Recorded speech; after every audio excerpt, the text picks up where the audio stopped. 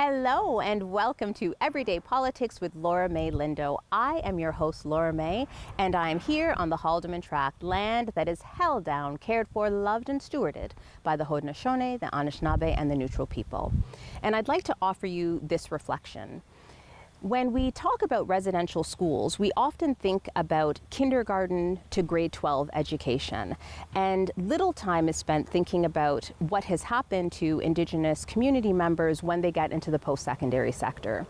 And much of the same kinds of issues that have us having to recognize that residential schools were legislated are also applicable to what happens in post-secondary education. We know for a fact that there is a massive underrepresentation of Indigenous students as well as faculty and staff in our post-secondary schools, not just in Ontario but across the country. We know for a fact that there's an underrepresentation of curriculum about Indigenous histories.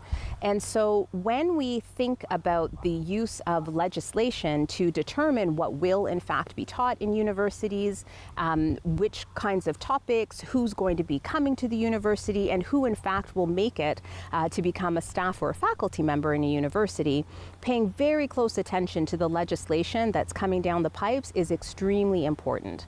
And that's why I have asked this lovely group of university students to join me once more to have a conversation about Bill 33, which is currently in second reading, and when the House resumes in Ontario, we'll have a little bit more debate before we find out when and if it will become law.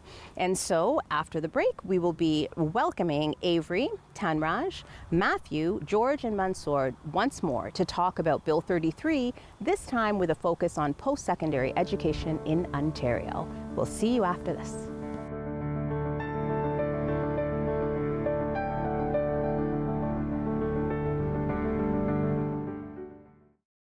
Rogers TV Community News focuses on what impacts you in and around Waterloo Region and beyond. It's a twice-weekly look at important issues. Rogers TV Community News, Mondays at 5 p.m. and Fridays at 6 p.m.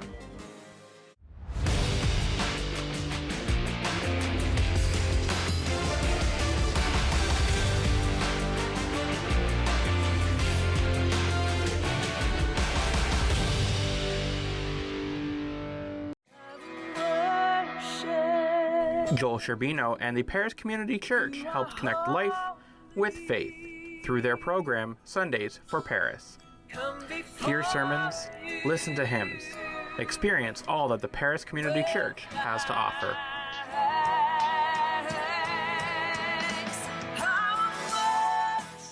Sundays for Paris, Sundays at 10:30 a.m., right here on Rogers TV.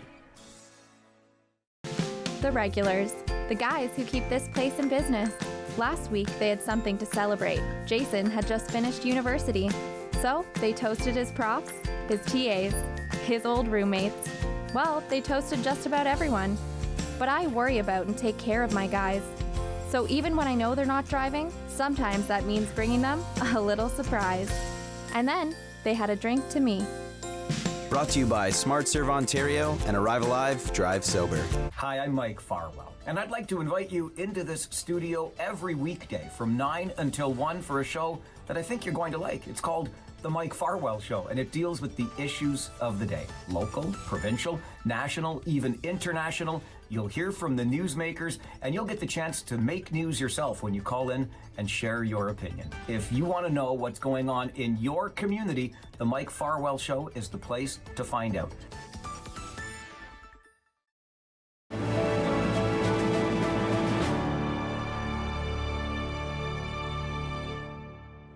Hello everyone and welcome back. Okay, so listen.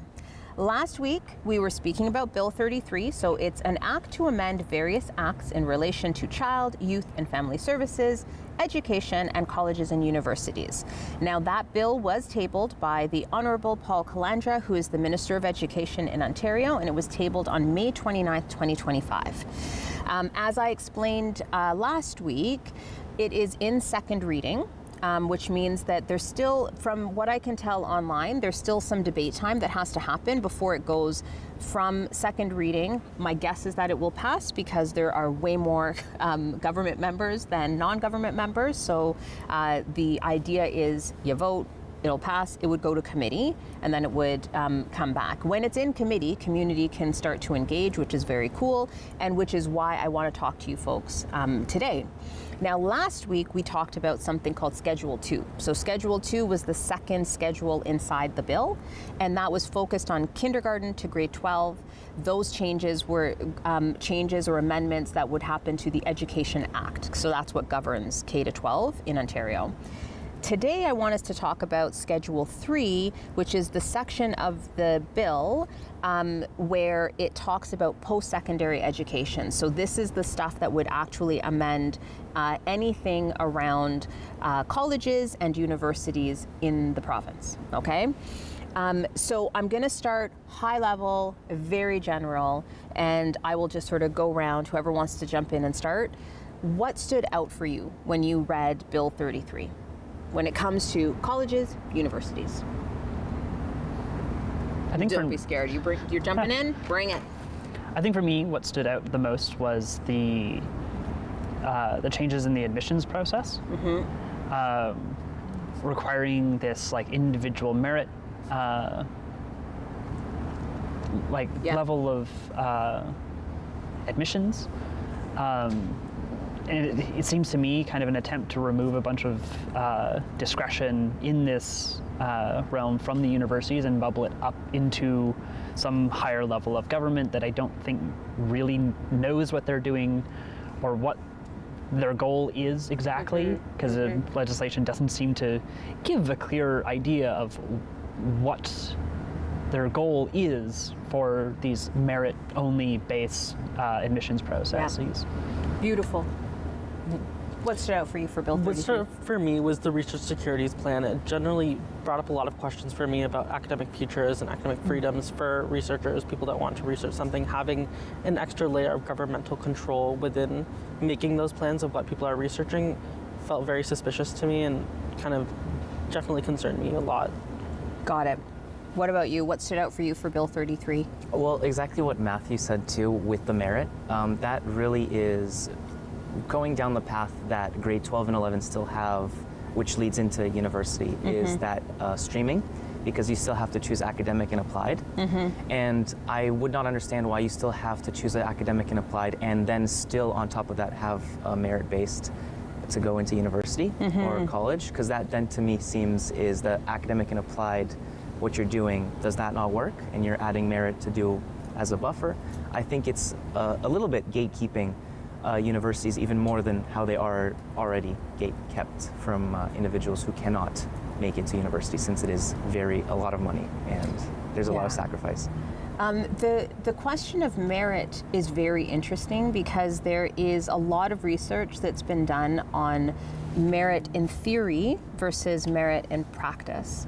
And a lot of the gaps that we see in university entrance, and also merit when it comes to research, because there's a whole other level of, even when you get in here, who's getting access to the grants? And that can be from when you're a student coming in or when you're faculty trying to apply for some of these grants. There's an understanding that merit means that it's objective, right? But on the ground, we're seeing that there are some biases that come in with these notions of merit. And in fact, it's for that reason that a lot of people have been raising concerns about what that might actually mean. But before I go to that question, I want to come back to something because I keep hearing the conversation that we had when it came to K to 12, and when we were talking in particular about what happens when centralized control sits with the government. So when you're thinking about Bill 33 and the way that it's been drafted so far, and really what you're seeing, we don't even know what the regulations would look like that would sort of make that piece of legislation come to life, right? Legislation is like, in theory, this is what we want, this is our vision. Regulations say, and this is how these are the steps we're gonna take to get there, right? And that we haven't seen. because of where it's in the process. So if we go back to that conversation around power and centralized control, how does that impact that area of concern that you had? What kind of information do you think community needs to better understand to also either share your concerns or at least begin to engage in a conversation around the concerns that you've raised? I don't know if there's anybody in particular that sort of wants to jump in. Well, in my mind, my concern is how much autonomy do students have, and how much autonomy do students have to grow within a system that already is extremely hard. Coming from the perspective of a student that's in their master's, it was extremely hard to get here. And it is extremely financially hard to get here. And if the university would not have given me money, I wouldn't even been able to come with a Go bus here. And to have on top of that merit, and just all of these powers to tell us like what we ought to be, it's saddening because it feels like it's lacking the perspective of the student. And it feels like there's certain ideals that are being fluctuated that it ought to be a way, that it's unrealistically not possible. So what's fascinating is when you think about autonomy through the lens of the student, we've actually seen a lot of mobilizing on campuses around autonomy of the institution itself. And so I'm actually going to throw it over to you because your specific concern with the pieces of amendments that they're proposing, the proposed amendments for Bill 33, also sort of speaks to that notion of autonomy. Can you speak a little bit more about that? Yeah, definitely. I feel like it's generally concern, especially as someone studying a humanities or a social science, there is a lot of concern about people in the government not understanding the importance of the work that's being done. Yeah. And if that power is given to them to decide which research is important, they're not going to lean towards things that I'm studying or that I know my professors are studying. And that's something that I definitely have concern towards, of them not valuing the research that's being done within the social sciences, the humanities, the arts in general. And if that decision is given to them, what's going to happen to these fields of study? What's going to happen to the university as a whole? Will we be able to continue creating knowledge, or will we just be forced to replicate what's happened already? Yeah, and see, that conversation brings us into, and I'm going to come right to you, right? But it brings us into this space where we start to think about centralized control. So it's one thing if somebody doesn't value what I do. Like, let's say I'm doing something and they don't see I'm making art and they don't understand the art and they don't think I'm a good artist and they just sort of complain about me quietly in a corner. But it's another thing if their complaints turn into legislation or ministerial directives, or if their complaints turn into action that either cuts funding to a particular program or to a series of programs, or if you don't pay attention to what I tell you that you have to do, I'm no longer going to allow that program at all to run or give any money towards students that want to go into that program. And so I'm going to throw it over to you and think about that notion of centralized control and what is the impact then on these conversations about merit. And that can be thought of like through the lens of the student, or as some people have been saying, like what happens to the autonomy of our actual post-secondary institutions. Yeah, I think it's an important problem. I think it's important for the universities to be able to make decisions about who is admitted. They're the ones closer to the situation. They're looking at the situation much more closely. They're paying attention to students because they're on the ground with the students, right? They're there with them. So I was trying to think about what's the most charitable reason I can come up with for why they're doing this. And it seems to me the most charitable thing for them, for me to be assuming that they're doing, is to say that if we know the universities are only looking at merit for admissions, the effect is, what you're actually looking at is high school grades, which allows us to judge our K-12 institutions by district, by school, on university admission rates. And I don't think that's fair. Because I think there's a lot more that goes into someone getting into university. I don't think this game of grades that we force students to play in in school is a great indication of how they're going to perform. Just because you did really well in high school and in that environment does not necessarily translate to how well you're going to perform in university. They're very different styles of education, they're very different purposes, and very different levels of dedication from the students. Absolutely. I also think that it becomes an example, a concrete example of how we're merging or blurring the lines between K to 12 and post-secondary. Because if we start to think about merit from that age and then going into post-secondary, yes, you could be potentially using it to try and assess how well the schools are doing, but there are other tools that are assessing K to 12 education, high school education in particular, that demonstrate that there are many high schools where the students aren't graduating at the level that the government wants them to, but the government doesn't then take responsibility for why that's happening, which is like oftentimes fix our schools again, which is what we were talking about last week with, having to try and learn in an environment where there's leaks or there's no heating, like the heating is going off during the winter and people are wearing like layers upon layers. How are you supposed to learn in that environment? Then how are you prepared to go to university? But you're also missing a whole segment of adult learners. Because what about the people that took a break between high school and going into university, or somebody who wants to change careers? We saw loads of people changing careers during the pandemic when jobs disappeared. You have to find a new career. What does merit look like in that instance? And who determines what part of your grown-up life is considered worthy of going to university or college, right? So what I'm going to do is this. I want to actually go a little bit deeper into this notion of merit and actually introduce something that the Ontario Human Rights Commission tabled.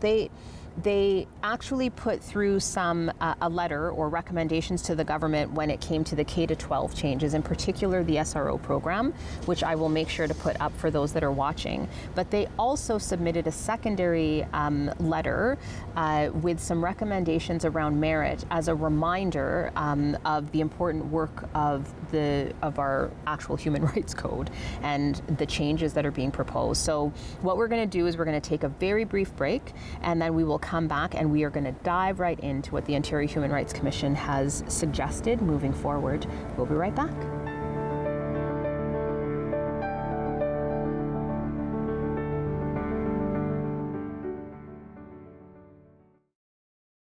Public transit, garbage pickup, parks and recreation programs, snow removal on your street. How can you stay informed about these and other important local services? Tune to City Council coverage on Rogers TV. See your community leaders at work on Rogers TV City Council coverage. What's Up Stratford is a monthly look at what's happening in and around Stratford. Host Peter Morange talks to a variety of guests, from politicians to artists. What's Up Stratford, Sundays at 3:30 p.m. Hi, I'm Mike Farwell, and I'd like to invite you into this studio every weekday from 9 until 1 for a show that I think you're going to like. It's called The Mike Farwell Show, and it deals with the issues of the day. Local, provincial, national, even international. You'll hear from the newsmakers, and you'll get the chance to make news yourself when you call in and share your opinion. If you want to know what's going on in your community, The Mike Farwell Show is the place to find out. Everybody knows not to drink and drive, but some people still think it's okay to take drugs and drive. Police have the authority, the ability, and the tools to determine if drivers are impaired by legal or illegal drugs. And because drug-impaired drivers can pose just as great a risk as drunk drivers, they face the same penalties, like the loss of their driver's license, a criminal record, fines, and more. A message from the RCMP, the Canadian Association of Chiefs of Police, and Arrive Alive, Drive Sober. My name is Chef D. Most days, you'll find me feeding high-profile personalities in even higher-pressure kitchens. But now I'm taking an ordinary food truck and a slice of summer to get out of my comfort zone and into parts of the community normally out of my reach. It's a gamble, but if I can use my passion for food to help out some amazing folks, it'll be worth the road trip.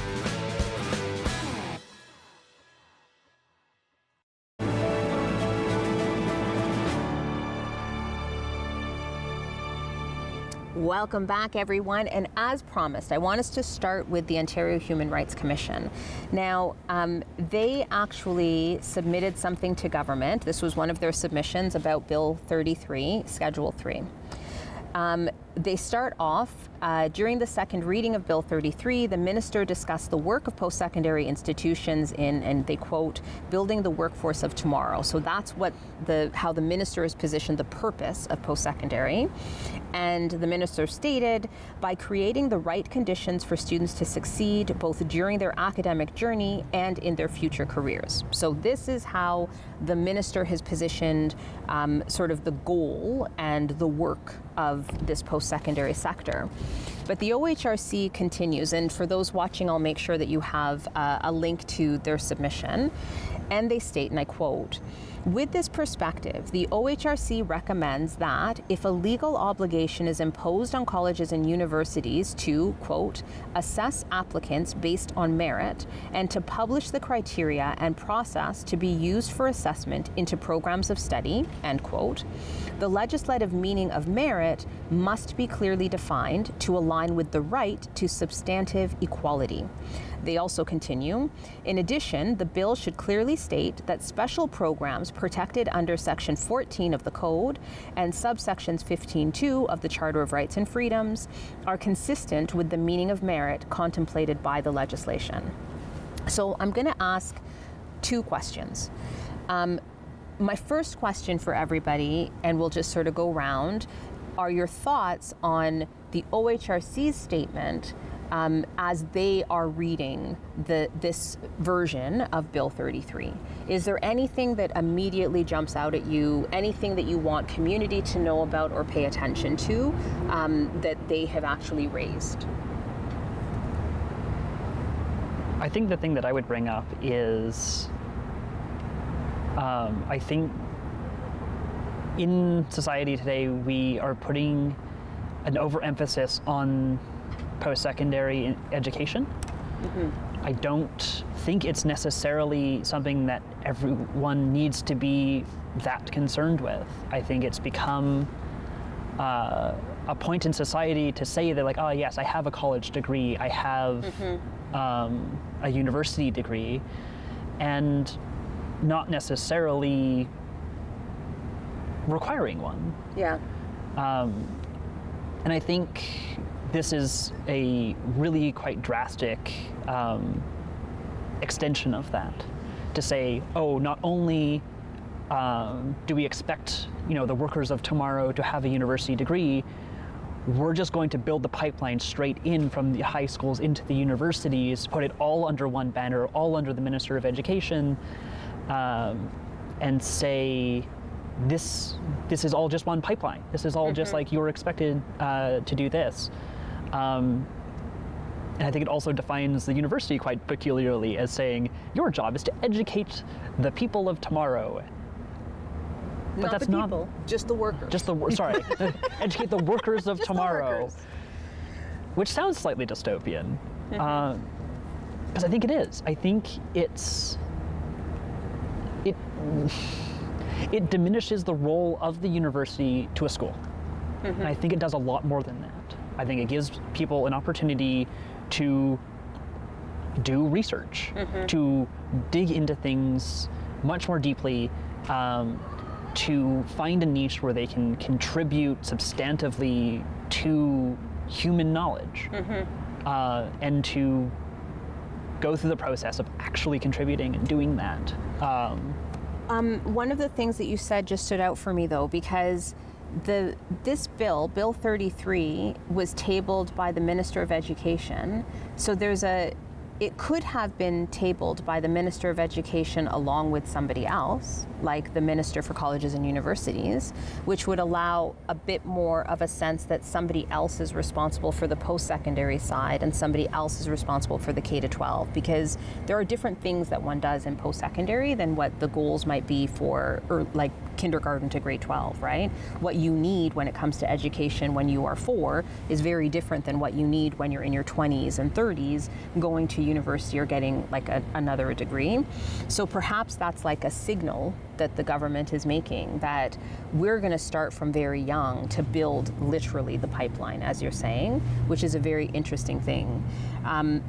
But I want to bring us, I want to bring us back to what the OHRC says about that, because the OHRC wants us to remember things like your charter rights, which is your freedom to do what you feel you need to do, how you need to do that, and also the human rights legislation that protects you if you are if there is the potential of oppression, experiences of racism, of sexism, of homophobia, transphobia, ableism, all of these kinds of things.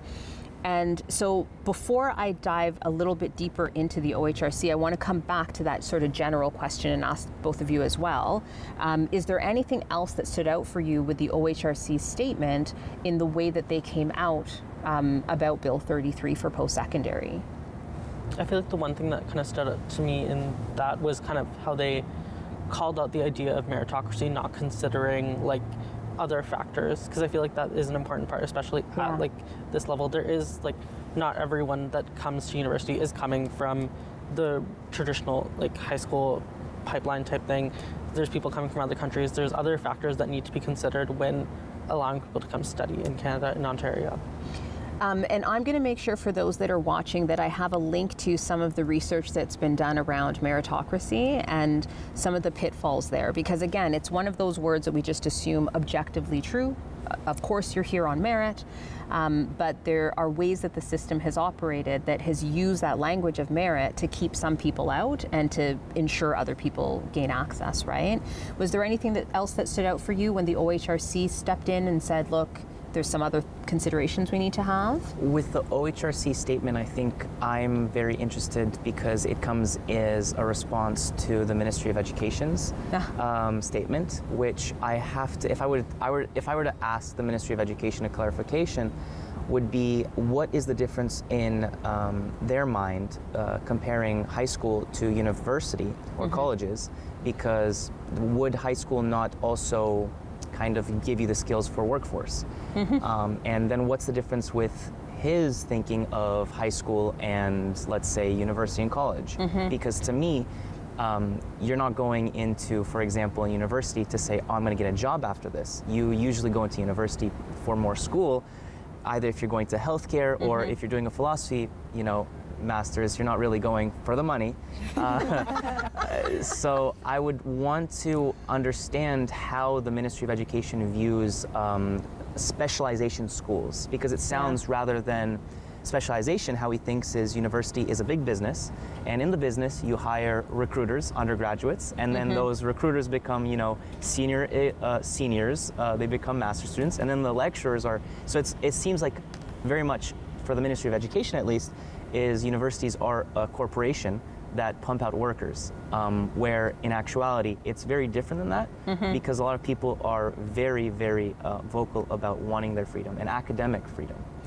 So again, we find ourselves in an interesting conundrum, right? Because the Minister of Education, which oversees kindergarten to grade 12, is also saying the ultimate goal once you graduate is to work. So it's either you're going to get out of grade 12, you're going to work. So we're going to change things to make sure that you're prepared for the work that I see us doing today, not tomorrow, today. And if you go to university, you're not going to be going to university to expand your skills, to learn about yourself, to do anything like that. Your job is you need to know what your job is before you get in, so that you get into the appropriate program and you're ready to build the economy, this resilient economy. There are two things that the OHRC mentions in the statement that stood out for me. I'm playing my own game because it's my show. So, one was substantive equality.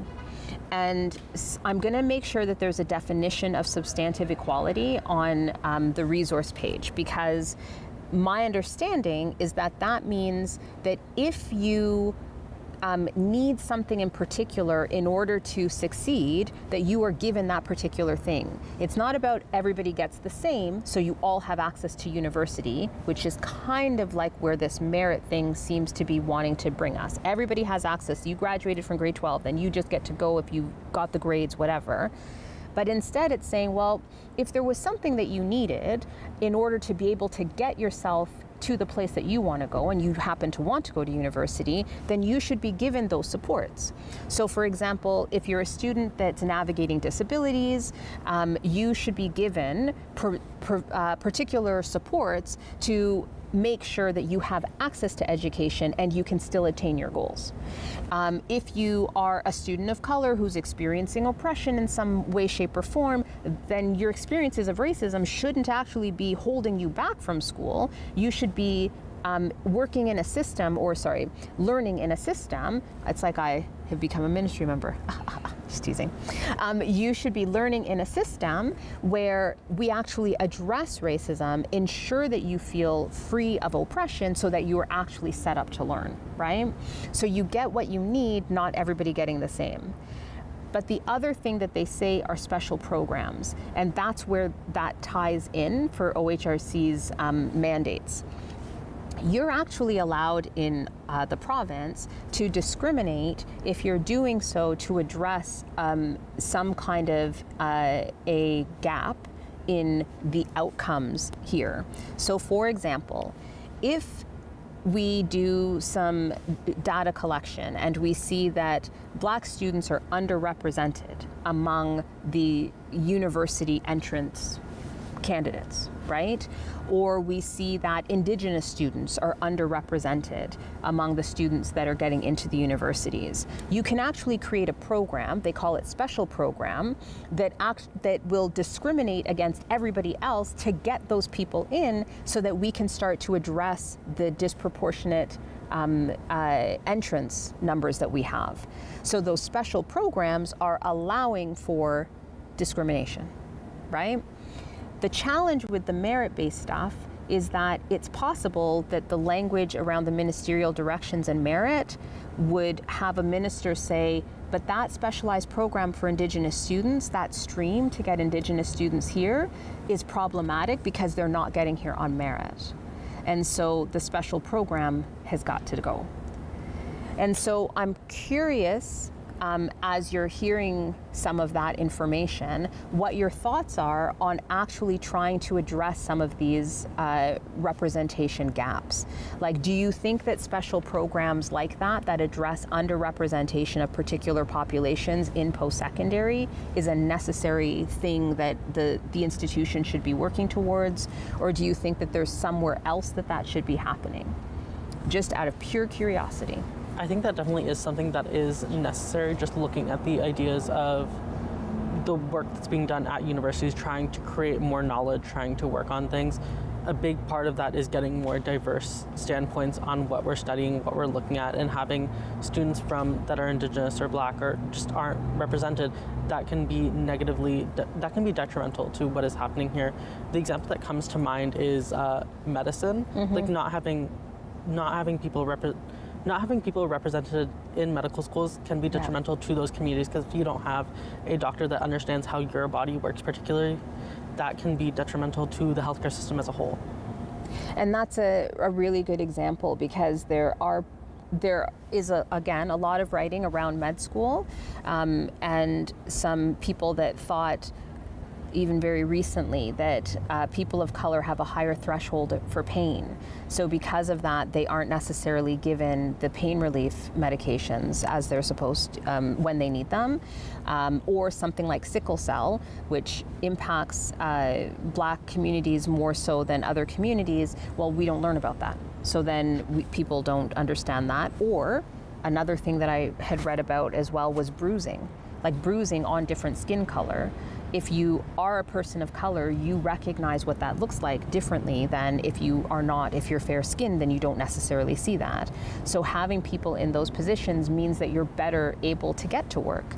So in a weird way, these programs would actually help us to be better prepared for work. We should write some letters. Okay, folks, so we're going to take a very quick break and then we're going to come back. By all means, have some bread, some goodies. I baked it. And we'll be right back after these break.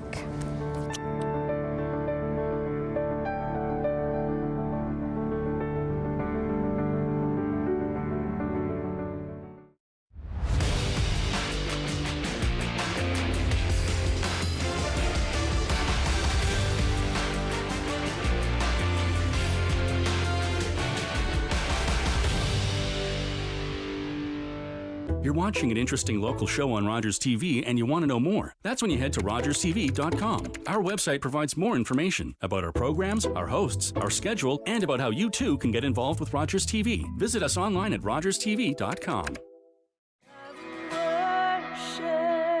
Joel Sherbino and the Paris Community Church helped connect life with faith through their program Sundays for Paris. Hear sermons, listen to hymns, experience all that the Paris Community Church has to offer.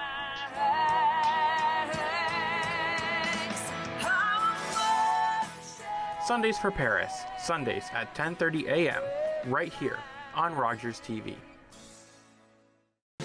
The regulars, the guys who keep this place in business. Last week, they had something to celebrate. Jason had just finished university. So they toasted his profs, his TAs, his old roommates. Well, they toasted just about everyone.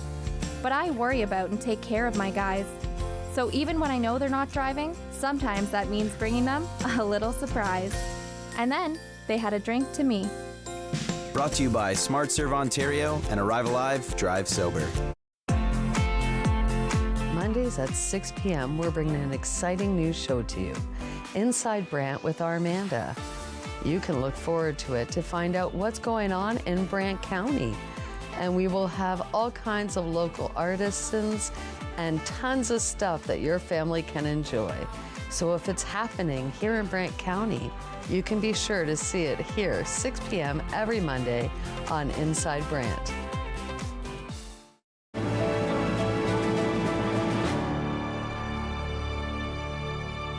Welcome back, everyone, and thank you again for joining me to talk about Bill 33, this time looking specifically at post-secondary. So I want everyone to take a deep breath, like for reals, because the next question is going to be a little bit difficult, right?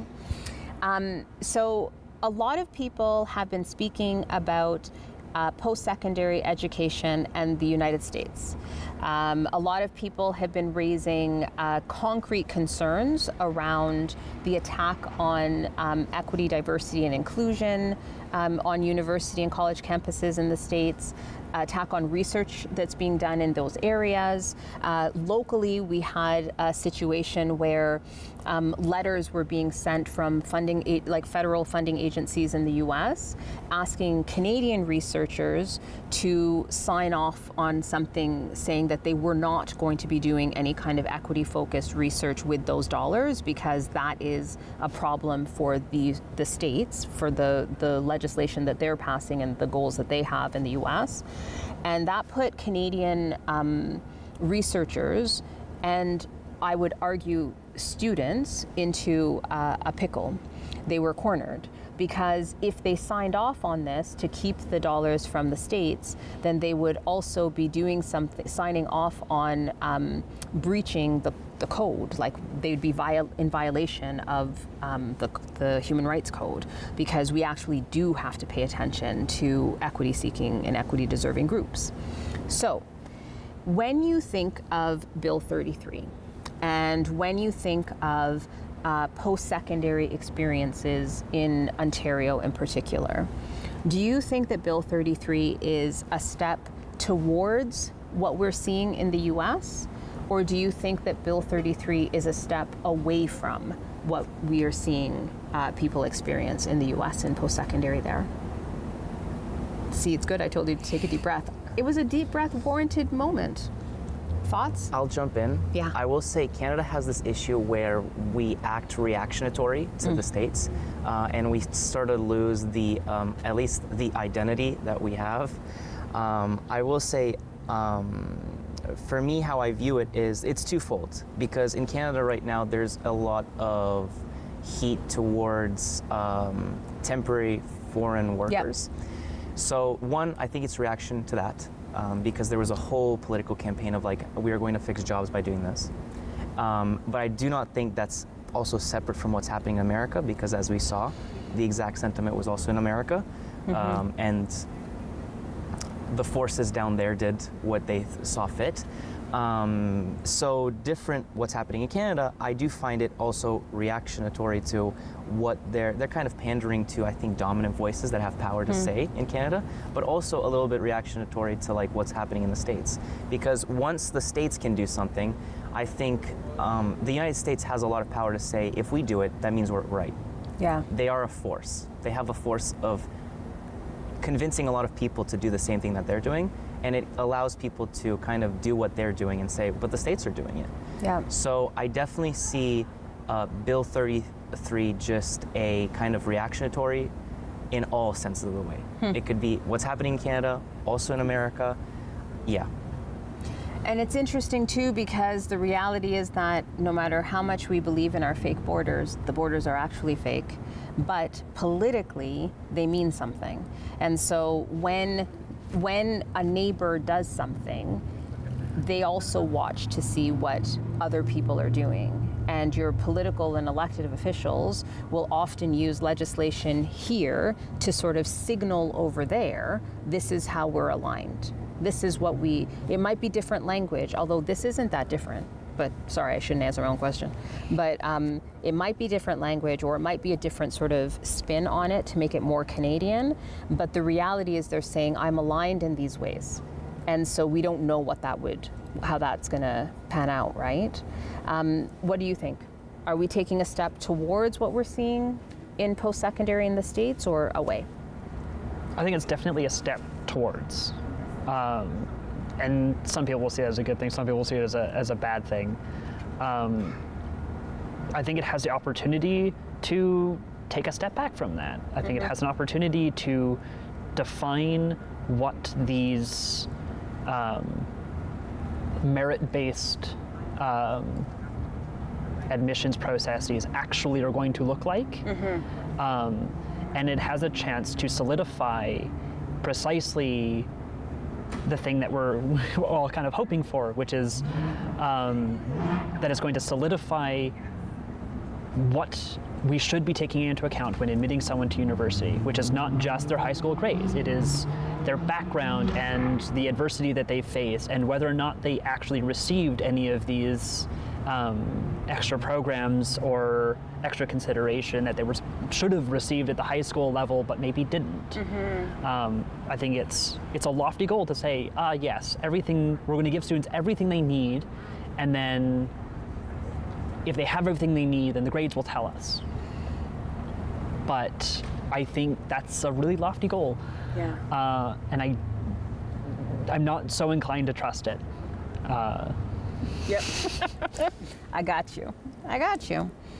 What do you think? Yeah, I definitely feel like it is a step towards, just because a lot of the language reminds me, like the idea around merit and meritocracy reminds me a lot about the discussion in the US around affirmative action. And then also the idea of like research protection, research security reminds me a lot about what's happening in the United States, where a lot of research funding is getting cut and a lot of research studies are just getting really trampled on by the government. And I feel like this is reminding me a lot about what's already happened in the United States, and we're kind of setting the stage to do something similar. Even if it's not to the same degree, it's still something that would be detrimental to our system. And my sense is that the OHRC's intervention is a sign that they're also worried. I have reached out to some folks in the OHRC just to see if there's somebody that would come and speak to me about this, especially around substantive equality and like these special programs, because I don't think people understand how that works, right? And affirmative action is one of those types of specialized programs where it says, look, we need to get this group, so we're going to only allow this group into this particular stream. That's an example, right? But my sense and my worry is that the goals of the OHRC, the values that they have, which are values that I share, are in complete competition and tension with the values that this bill is professing.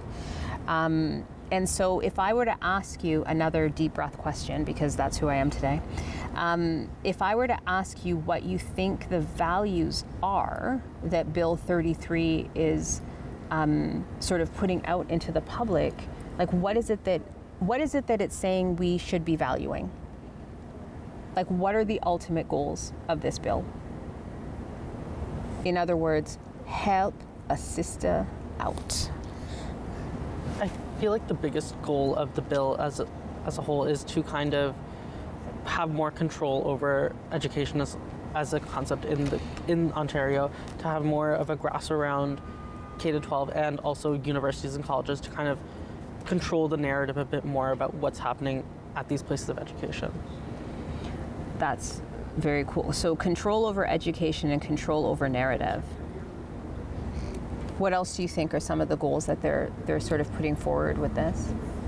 I'll use some words that I heard from Doug Ford not that long ago, and I think is something that strikes the core of a lot of people when they do not understand what they are banning, especially with education, since education is quite literally infinite. Finding efficiencies, and that's what they're trying to do. They're trying to make university efficient, and if you're not efficient, you are not going to be part of that program, and you're not going to be part of the system. That's very interesting. Yeah, I think that's a really good point. I think they want to see more people moved through the institutions. They want to see admissions numbers go up. They want to see more people going into post-secondary and getting an education there. And I think realistically, they're looking at it and going, well, we could give them more money, but we don't want to. So what we're actually going to do is attempt to find these efficiencies, attempt to find ways to make the universities better at getting people through them. And I can applaud the goal of looking at, let's say, dropout rates in universities and saying, well, maybe we could drop the dropout rates. Mm-hmm. Maybe your admissions process is actually flawed. Maybe you're bringing in the wrong people, you're incentivizing the wrong people, and those people aren't going to make it through. So if we improve how you take in students, we can improve how you educate students. And that sounds laudable. It sounds like a good idea. How well it's going to work in practice, I'm hesitant. So something else I'm going to make sure folks have access to on the resource page is a link to the quality assurance. I think it's called the Higher Education Quality Assurance Council. So even that is mandated by law to address the how well or how strong or how solid a program is. And so the quality of the program goes through this quality council, and they make determinations about whether or not it's like met the bar of what it is that we're supposed to be trying to teach in terms of like that particular educational goal, right? And so I'm going to make sure that people have access to that, because the thing that I also find fascinating is that that is part of the government's job to ensure that those folks are in place and checking all of that. But so are these key performance indicators that this particular government put into place very soon after they were elected. So when I was still in public office, they put forward these key performance indicators for post-secondary for the sector. And one of the key performance indicators, so an indicator that says the university sector is performing well, was that their graduates got work. Which on the surface again, and especially for those that are sort of newer in the system, sounds like cool, right? Like people need to work in a capitalist economy. It's a very important piece of what we need to do.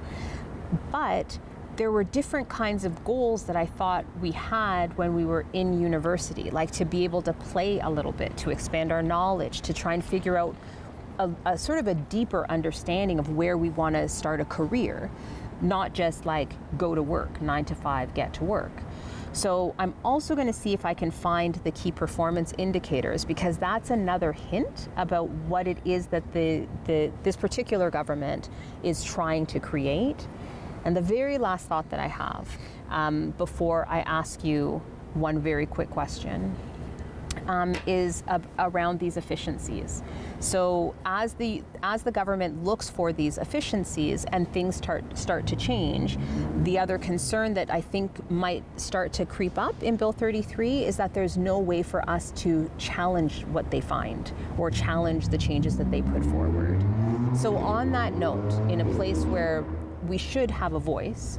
I'm going to ask each of you very quickly. I'm going to start with you, okay? Snap my fingers, you can make one system change. What would it be? I would make education possible for every single person within Canada. Beautiful. And I think the thing where it comes down here is education is very hard. Yeah. And education should be a right that everybody has. And I think even if someone does not want to go into it, they should always have the possibility of having it. Beautiful. And I'm over to you. I snap my fingers, one system change. What would it be? Ooh.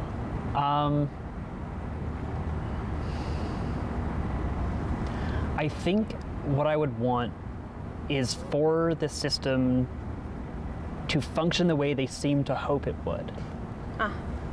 That students just received all the help they could possibly need, that they were all brought up to the same level, they were all able to flourish, and that we could actually determine by the numbers on this spreadsheet who would thrive in universities. Wow. And I've got one more minute for you. Snapping my fingers, boom, system change. Making people respect the arts and humanities as a whole, just because I feel like that needs to happen. I love it. I love it. Well, listen, thank you so much for sticking around with me, walking through this bill, and thank you for sharing your insights. Sometimes we have to play a guessing game to know what it is that they're trying to do, but that guessing game is what's going to set us up to be able to figure out how we stand firm for the things that we want in post-secondary, and I'm really proud of all of you for the work that you're doing, and really, really grateful that you would spend your time with me. Folks, we will be right back after this break.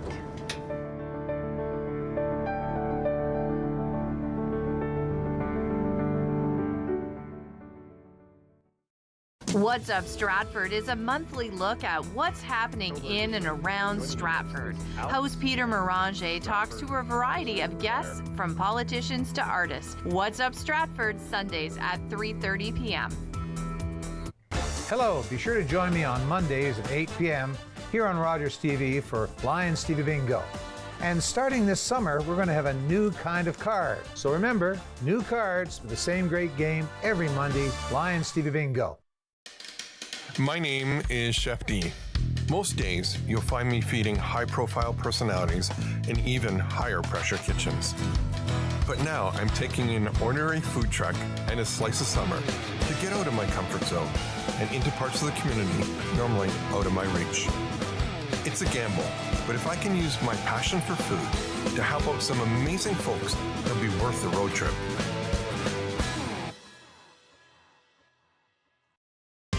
I'm Wendell Clark with a word about winning. We all know it takes a team effort in any sport and with any challenge. You can be a part of the winning team that shuts out impaired driving. Whether you're out on the town or just hanging out with friends, drink responsibly. Always have a plan for a safe ride home for yourself, your family, and your friends. You'll be helping to shut out impaired driving. Visit ArriveAlive.org to find out more. Arrive Alive. Drive sober. Hi, I'm Dave Carroll. Every Thursday at 8 p.m. right here on Rogers TV, we have a brand new show called About Brant with Dave Carroll. We're going to be talking about Brant and the different areas of the community that makes Brant County's Six Nations tick. We're going to be talking with people from all sorts of different areas and helping us understand the community we have better. Every Thursday, 8 p.m., About Brant with Dave Carroll right here on Rogers TV.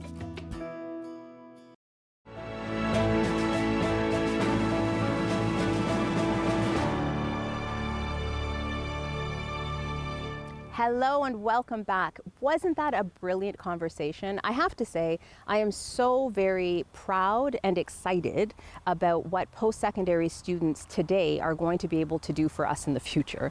Because right now, they have such a good eye on what's happening when it comes to the legislation that's passing down the pipes. Their analysis is fantastic when it comes to raising concerns or issues that they think community needs to be paying attention to. And it's for that reason that I promise I will make sure that on this episode in the resource section, I will have some information about the Anti-Racism Act. I'll be sure to post the Ontario Human Rights Commission's submissions for the K-12 sector, in which case case, for Bill 33, they were focused on the potential of the return of the SRO program. So we'll make sure that we have some information about that. And I will also have ETFO statements so that you can see what ETFO has been saying about Bill 33. Thank you so much for tuning in, and please remember to follow me on Insta at everydaypolitics_official. See you next time.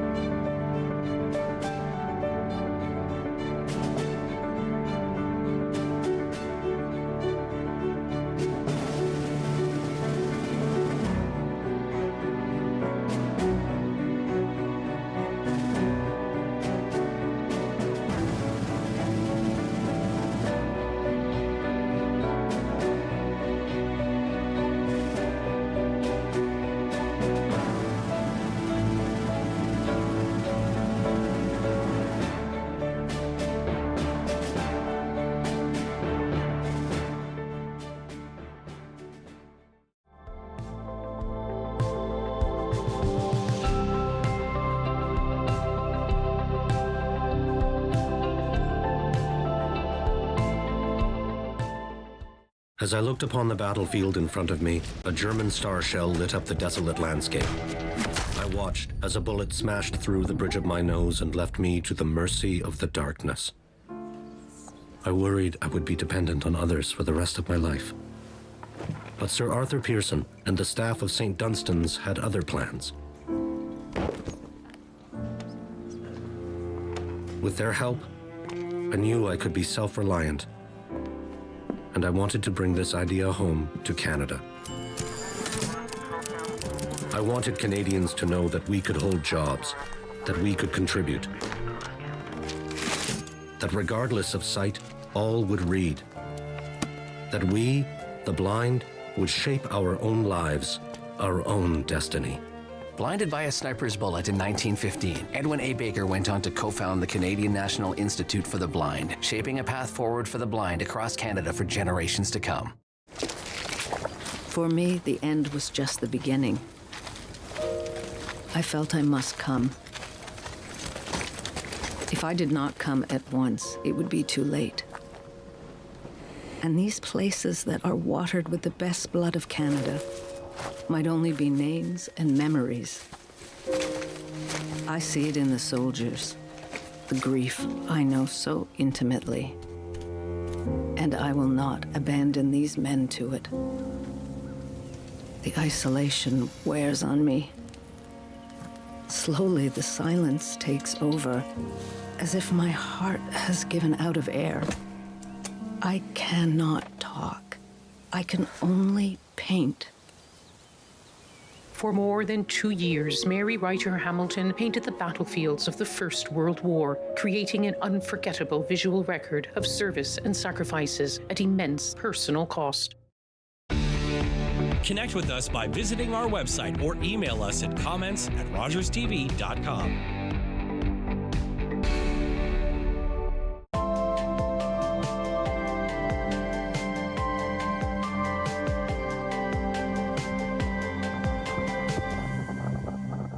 Summer days, summer nights, lots of things to do, places to go, and people to see. If you're having a few drinks, be sure to plan ahead and get home safely. We don't want to pick you up. Drinking drivers risk injuries to themselves and others and take chances with their license, their jobs, and their future. Remember what's at stake and choose your ride, whether you're the driver, the passenger, or the party host. Thanks for supporting sober driving. I hope we never meet. Visit arrivealive.org to find out more. Hey, we're Chris and Cam. We are the hosts of What's Buzzin' right here on Rogers TV. We are that show that chats all things trending, interviewing local guests, and we embarrass ourselves a little bit too. That happens. Yeah, honestly, we're that talk show you definitely want to check out. We're super fun. We have on local guests and things that you want to check out in the community. You can check out on What's Buzzin'. Yeah, it starts here. Starts We're gonna have here. a lot of fun, and that happens on Wednesday nights, 8 p.m. on Rogers TV. I don't mean to alarm you, but I think there might be a ghost in this house. Welcome to Halloween Baking Championship. Baking in a competition like this is scary. The ghosts are trying to sabotage me.